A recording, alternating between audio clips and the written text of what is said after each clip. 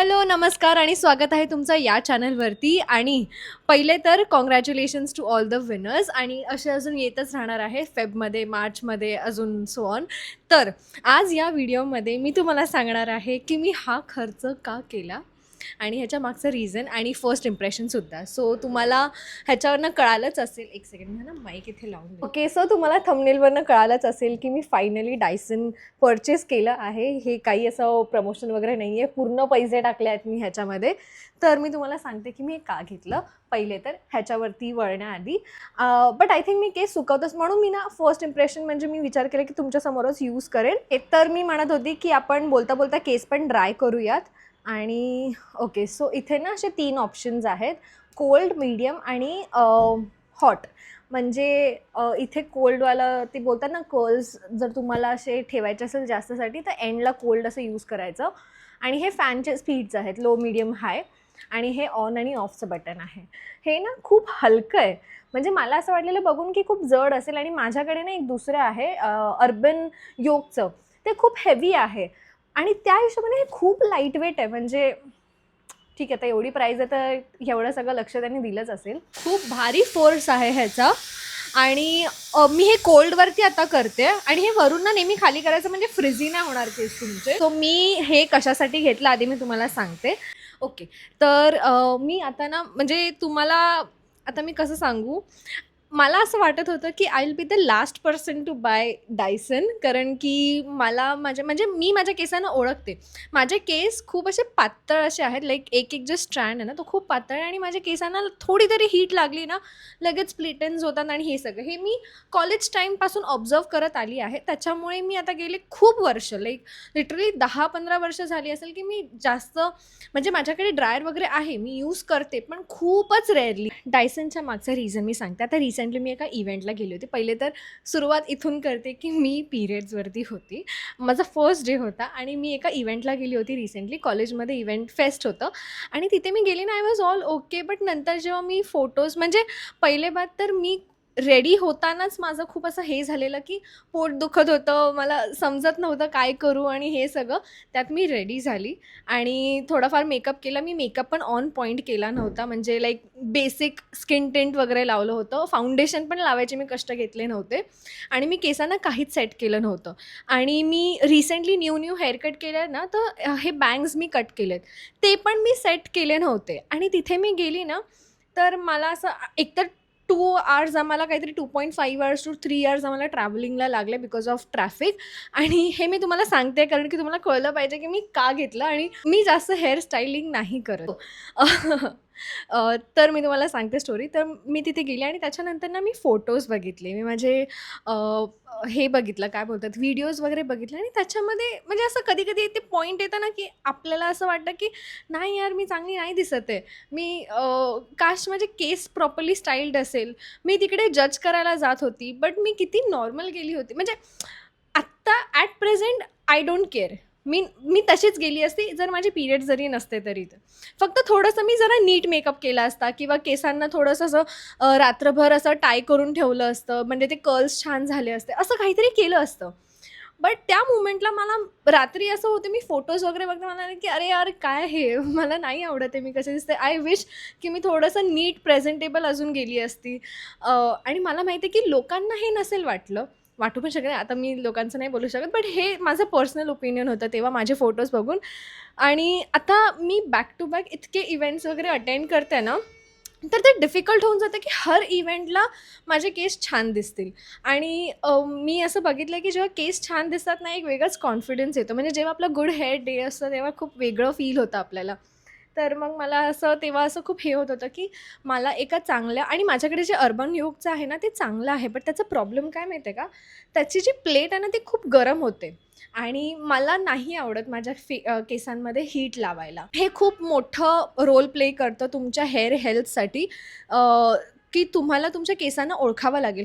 मी असे बघितले आहेत मुली ज्यांचे ना केस ते लोकं हीट वगैरे करतात, पण त्यांचे इतके डॅमेज होत नाही.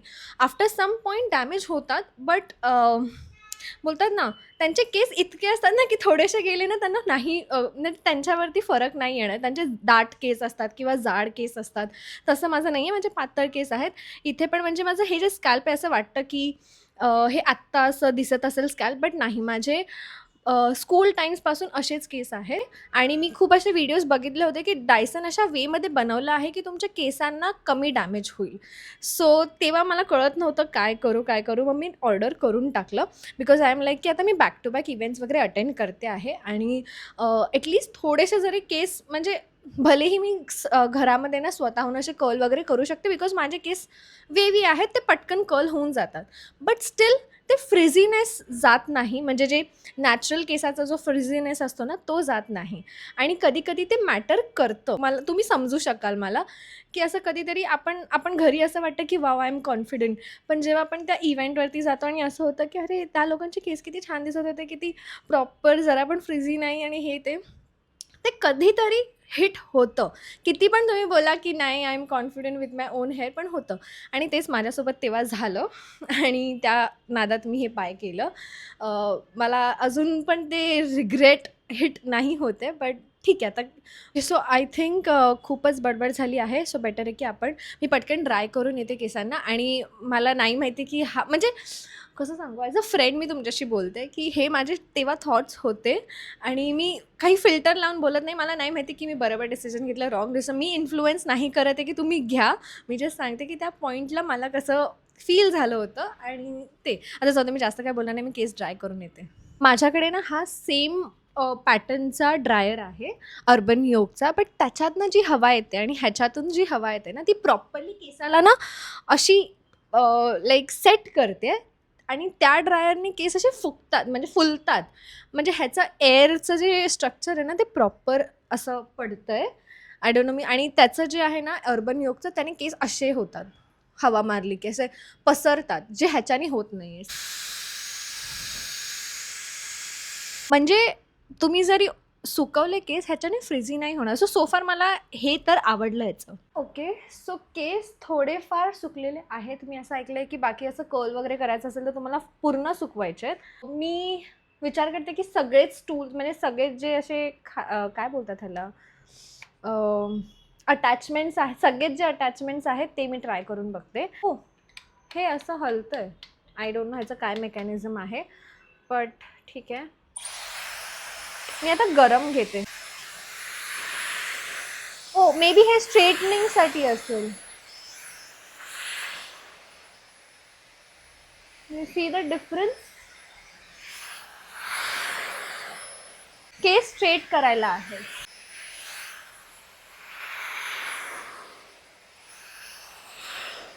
ओके, सो हे स्ट्रेट आहे, स्ट्रेटसाठी आहे. आणि म्हणजे खूप फ्रिझी होते, त्या मनाने एका गोमध्ये खूपच जास्त असे स्ट्रेट झालेले आहेत, लाईक हे बघा. आणि या अटॅचमेंटसाठी मी खूप एक्सायटेड होती, बिकॉज असं बोलत की ह्याने हे जे छोटे छोटे बेबी हेअर असतात आणि हे जे आपला फ्रिज असतो तो ह्याच्याने जातो.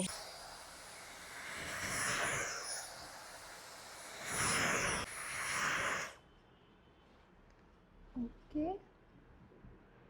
ओ ओ ॲक्च्युली इकडे जे माझे छोटे छोटे बेबी हेअर होते, जे तुम्हाला मी दाखवले, ते खूपच असं एकदम स्ट्रेटनिंग केल्यासारखे केलेत आतमध्ये. म्हणजे थोडेफार आहेत बाहेर, बट तेवढं मी नीट केलं नाही आहे. लाईक तुम्हाला जेवढं दाखवलं तेवढंच केलं आहे, बट त्याच्यात पण पूर्ण बेबी हेअर गेलेत. वावमध्ये सफेद केस पण दिसत आहेत आफ्टर ड्राईंग.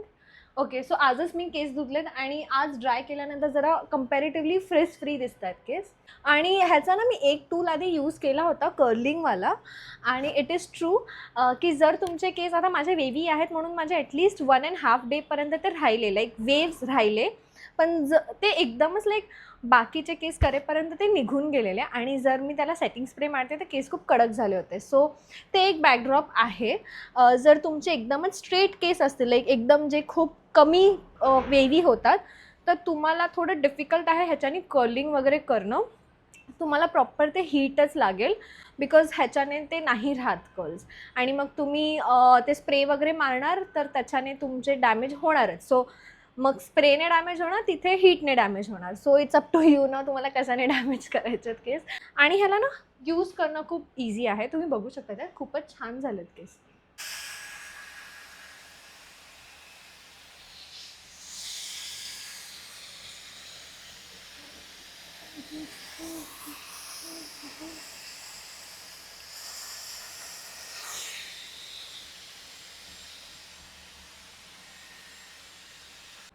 मी एक काम करते, आय थिंक हे झाले आहेत, पण समजत नाहीये मला. एक काम करते, जिथे समजेल तिथे करते. हा जो वेव आहे,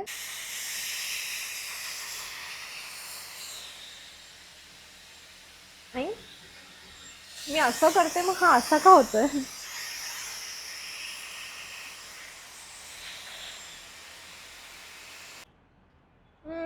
असं काही चेंजेस नाही झाला दिसला मला. बघू.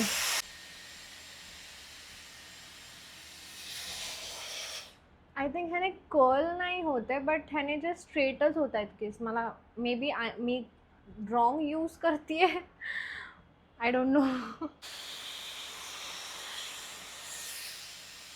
मला असं वाटतं की ह्याने कर्ल तर नाही होणार आहे, बट हे ना ब्लो ड्राय सारखे होतात. लाईक ह्याच्याने तुम्हाला माझा ॲक्च्युअल हेअरकट दिसत असेल कसं आहे. Loved it. म्हणजे जेव्हा ब्लो ड्रायवाला फील हवा असेल तेव्हा मी हे यूज करू शकते. लाईक ह्याच्याने कर्ल नाही होते, बट झालं आहे हे आउटवर्ड्स तर गेलेलं आहे, बिकॉज मी असं करत होती. आणि हेअरकट सो चांगलं वाटतंय, नॉट बॅड. मला आवडेल असे वेव्स. ते प्रॉमिनंट कर्लपेक्षा मला हे आवडेल.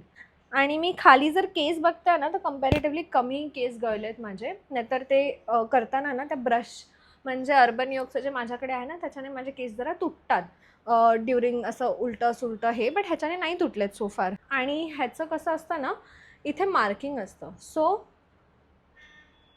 असं टर्न केलं की या साईडला कॉल करू शकतात, असं टर्न केलं की इथे कॉल करू शकतात. सो ते एक आहे याबद्दल.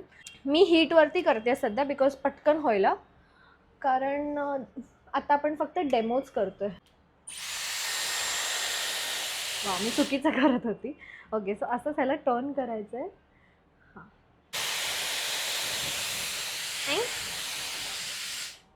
दोन्ही याच्याने नाही होते. ओके ओके, आता याला कूल करूया. पण की जळतील कूल. हां, आता थंड हवायचे, म्हणजे ते कर्लला लॉक करतं. आणि आता ऑफ. ते बटन्स ना मला लगेच शिकलं पाहिजे, माझे हात वळत नाही. ओह ओ नाईस. थांबा, दिसतंय?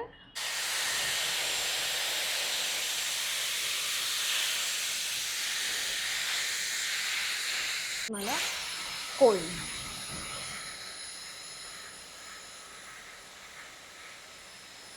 ओह प्रिटी. खूप आवडलं माझे असे. मला म्हणजे ॲक्च्युली जेव्हा आपण ते हीटने असं असं करतो ना, तेव्हा ते खूप असं इकडनं हात वळवा, तिकडनं हात वळवा असं होतं. बट हे किती इझी. हे मी वापरू शकते इव्हेंट्स अँड ऑलला. आता या साईडला पण वेगळंवाला वापरूया. आणि ॲक्च्युली ते पण आवडलं. सी डिफरन्स, हे ब्लो ड्राईड वाटत आहेत असे प्रॉपर, आणि हे टाईट कर्ल्स. आता आपण लूज कर्लवाला बघूया. जाड कर्ल्स आहे ना, असे टाईट नाही येणार. हे मी यूज करून बघितलं होतं मगाशी. सो हे थंड गरम, थंड, आणि मग ऑफ.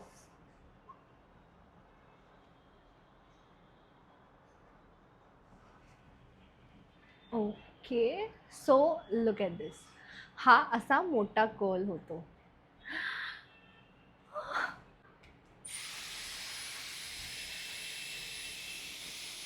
आय थिंक कमी कमी करून केलं पाहिजे मी. बंद.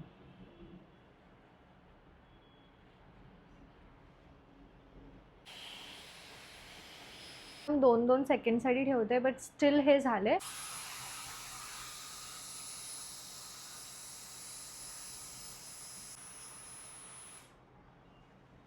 ओ नाईस. आता छान झाले. सो दोघांचं एकत्र नाही केलं पाहिजे, सेपरेटली. सो या, तर हे आहे असे लूज कर्ल्स, जे साईड मला आय थिंक जास्त आवडली. बट तुम्ही बघताय लाईक आता माझे वेवी आहेत म्हणून ते परत कर्ल होत आहेत, बट ते कर्ल लगेच सुटून जातात.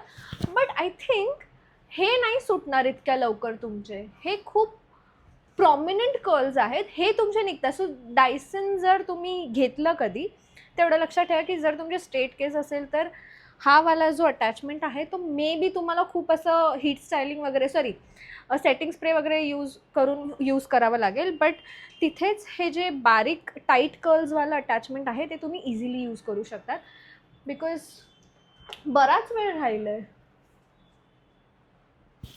ओ लुक्स अमेझिंग, छान वाटतं, लाईक आवडलं मला. हेच होतं हा व्हिडिओचा पर्पज. आणि मला असं वाटतंय की मला काहीही बोलण्याआधी आत्तापर्यंत मला असं वाटतं की जर तुमचे वेवी केस असेल आणि जर तुमच्याकडे तेवढं वेळ असेल, बिकॉज थोडं टाईम कन्झ्युमिंग आहे आणि काय बोलतात त्याला, सेटिंग स्प्रे वगैरे मारायचे पेशन्स आहेत, तर तुम्ही डायसनकडे जाऊ शकतात. आणि ही साईड मला आणि ड्रायर वगैरे आवडलं, फक्त जे दुसरंवालं आहे ना ते थोडंसं असं आहे, बाकी सगळे आवडले मला. आणि केस सॉफ्ट वाटतात, लाईक युजली मी ड्रायर वगैरे जेव्हा असं हीट यूज करते माझे केस थोडेसे असे कडक होतात, लाईक तुम्हाला माहिती असेल आपण जेव्हा यूज करतो तेव्हा असे सॉफ्ट नाही राहत, बट हे माझे सॉफ्टच आहेत, लाईक असे खूप फ्लेक्झिबल वाटत आहेत केस. सो या मी ह्याच्याबद्दल अजून म्हणजे ह्याला अजून जज करायच्या आधी मी यूज करायला प्रिफर करेन. फर्स्ट टाईमच मी हे यूज केलं, but so far it's okay, like चांगलं वाटतं आहे आणि हँडलिंग वगैरे छान आहे. So yeah that was all for this video. Next video मी करणार आहे about my skin care, because मी बघितलं खूप मुली मला विचारत होत्या की updated skin care routine. So yeah that was all for this video. Thank you for watching this video. Do share, comment, like, subscribe आणि भेटूया लवकरच पुढच्या व्हिडिओमध्ये. बाय.